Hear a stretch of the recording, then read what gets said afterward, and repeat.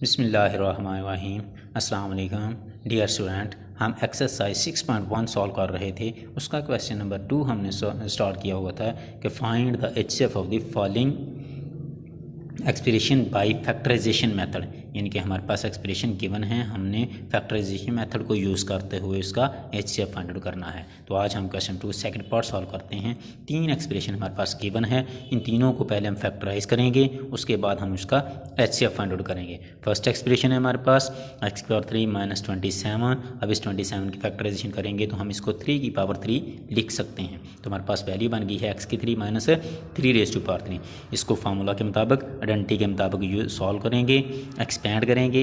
X a3 minus b3 equal to a minus B into A square plus A B plus B square. A से मुराद first term, B से मुराद second term. इस formula के according इसको हमने expand कर लिया है। तो अब पावर अप्लाई करेंगे तो 3x प्लस 9 बन जाएगा। ये हमारे पास फर्स्ट की एक्सप्रेशन की फैक्टराइजेशन हो गई है। इसी तरीके से सेकंड एक्सप्रेशन की फैक्टराइजेशन करेंगे। सेकंड है हमारे पास 3 टर्में आ गई हैं। फिर हम क्या करेंगे, फर्स्ट को 3 के साथ मल्टीप्लाई करवाएंगे, साइड पर लिखेंगे माइनस 27। अब फर्स्ट वाली एज इट इज़, लास्ट वाली एज इट इज़। सेकंड वाली टर्म को स्किप करना है, उसकी जगह पर आपने 2 ऐसे फैक्टर लिखने हैं जिनको मल्टीप्लाई करवाओ तो माइनस 27x का स्क्वायर बने और ऐड सब्ट्रैक्ट करो तो प्लस का 6 बने। जब आपके पास माइनस में आंसर आ रहा हो मल्टीप्लाई वाला, तो उन 2 जो आपने इसकी जगह पर फैक्टर लिखना है उनमें से एक के साथ प्लस, एक के साथ माइनस लगाना है। इधर प्लस है तो बड़ी के साथ उनमें से प्लस लगाएंगे। अब फैक्टर कहाँ से आएंगे, 27 की फैक्टराइजेशन करेंगे तो इसका 3 एक साइड पर और ये दोनों फैक्टर आपस में इकट्ठे मल्टीप्लाई करवा कर एक साइड पर करेंगे तो 3 मल्टीप्लाई 9 इक्वल टू 27। अब इसमें मल्टीप्लाई वाली कंडीशन सेटिस्फाई हो रही है, प्लस माइनस वाली भी करेंगे तो वो भी सेटिस्फाई हो जाएगी। ये दोनों टर्में आप लिखेंगे, फर्स्ट 2 में से फिर कॉमन लेंगे, लास्ट 2 में से कॉमन लेंगे।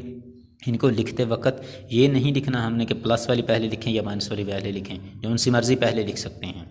तो पहली 2 में से कॉमन, अगली 2 में से कॉमन लेंगे तो ब्रैकेट सेम वाले फैक्टर सेम बन गया है, वो कॉमन लेंगे और जो ब्रैकेट्स के बगैर है उसको हमने एक ब्रैकेट में क्लोज कर देंगे, जो बाकी बच गया है। सेम इसकी भी फैक्टराइजेशन करेंगे थर्ड की, 2 इंटू एक्स का स्क्वायर माइनस 18। 2 कॉमन लेंगे क्योंकि 18 को हम किसी का स्क्वायर नहीं लिख सकते। 2 कॉमन लेंगे तो 9 आ जाएगा, 9 को 3 का स्क्वायर लिख सकते हैं। फिर हम आइडेंटिटी लगाकर इसको फैक्टराइज कर देंगे। फिर हमने क्या किया, ओरिजिनल वैल्यू, ओरिजिनल एक्सप्रेशन लिखी, सामने उनके फैक्टराइजेशन लिख लिए। उसके बाद फिर हमने इसमें से कॉमन फैक्टर ढूंढा और एचसीएफ का फार्मूला लगाया, प्रोडक्ट ऑफ कॉमन फैक्टर। तो हमारे पास एक ही था कॉमन फैक्टर, वो हमने इसका एचसीएफ लिख लिया है।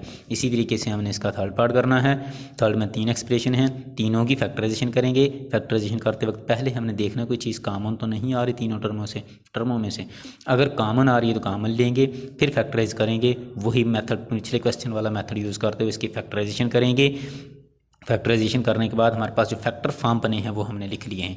इसी तरीके से थर्ड पर फैक्टराइजेशन ऑपरेशन अप्लाई करेंगे तो 3 माइनस का 3 चाहिए हमें, एक साथ प्लस एक साथ माइनस आएगा। इधर प्लस है तो बड़ी के साथ प्लस आ जाएगा, छोटी के साथ माइनस आ जाएगा। 3 1 जार 3, दोनों को मल्टीप्लाई करवाएं तो -3 भी बनता है और प्लस में से एक माइनस कम कर दें तो प्लस का 2 भी रह जाता है। फर्स्ट 2 से कॉमन लेंगे, लास्ट 2 से कॉमन लेंगे, माइनस कॉमन लेने से अंदर वाला साइन चेंज हो जाएगा। तो अब ये हमारे पास x + 3 कॉमन है, उसको कॉमन लिखेंगे और जो बाकी बच गई है उसको एक ब्रैकेट में क्लोज कर देंगे।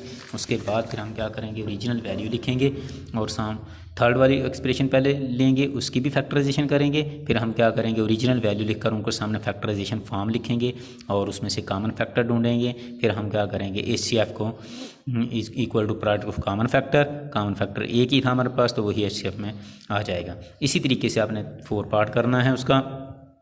अब कांस्टेंट नंबर मल्टीप्लाई हो रहा है तो साथ इसकी फैक्टराइजेशन करेंगे। अंदर वाली एक्सप्रेशन से अगर कोई चीज़ कॉमन आ रही है तो वो कॉमन लेंगे, उसके बाद फिर हम फैक्टराइज करेंगे उसकी पेयर ढूंढने वाली कि इसको स्किप करेंगे। इसकी जगह पर 2 ऐसी लिखेंगे जिनको मल्टीप्लाई करवाओ तो 8 बने और ऐड सब्ट्रैक्ट करो तो हमारे पास -9 आए।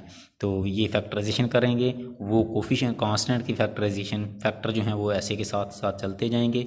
इसी तरीके से सेकंड की फैक्टराइज करेंगे, सेकंड एक्सप्रेशन को भी ऐसे ही फैक्टराइजेशन करेंगे उसकी, और फिर बाद में दोनों एक्सप्रेशन को लिखेंगे, सामने उनकी फैक्टराइजेशन फॉर्म लिखेंगे, कॉमन फैक्टर ढूंढेंगे। कॉमन निकालने के बाद हम एचसीएफ फाइंड आउट करेंगे, प्रोडक्ट ऑफ कॉमन फैक्टर। ये कॉमन आए थे, इसको लिखेंगे, इनको मल्टीप्लाई करवा के 6 करवा देंगे और फैक्टर साथ ऐसे ही आ जाएगा। आज के लिए इतना ही काफ़ी है कि यही आपका होम असाइनमेंट है। Exercise 6 question number 2 second, third और 4 पार्ट आपने होमवर्क में भी करने हैं। अल्लाह हाफिज़।